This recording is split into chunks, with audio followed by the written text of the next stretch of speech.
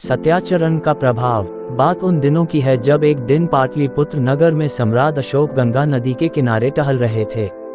उनके साथ उनके मंत्रीगण, दरबारी व सैकड़ों लोग भी थे। नदी अपने पूरे चढ़ाव पर थी।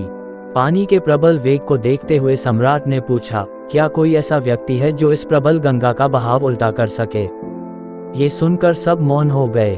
उस जनसमूह से कुछ दूरी पर बिंदुमती नामक बूढ़ी वेश्या खड़ी थी।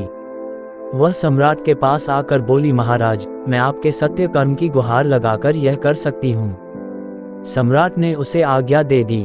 उस वेश्या की गुहार से प्रबल गंगा ऊपर की ओर उल्टी दिशा में गर्जन करते हुए बहने लगी।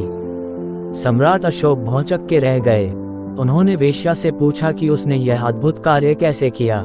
वेश्या बोली, महाराज, सच्चाई की शक्ति से मैंने गंगा को उल्टी तरफ बहा दिया। अविश्वास के साथ राजा ने पूछा, तुम एक साधारण सी वेश्या, तुम तो स्वाभाविक पापी हो। बिंदुमती ने जवाब दिया, लेसदन दुराचारी, चरित्रहीन स्त्री होकर भी मेरे पास सत्य कर्म की शक्ति है। महाराज, जो भी मुझे रूपे देता, चाहे ब्राह्मण, क्षत्रिय, वैश्य या शूद्र रहा हो या किसी अन्य जाति का रहा हो, मैं उन सबके साथ एक जैसा व्यवहार करती थी।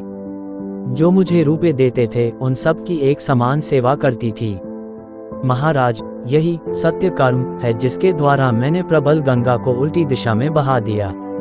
निष्कर्ष, धर्म के प्रति सच्चाई मनुष्य को महान शक्ति प्रदान करती है।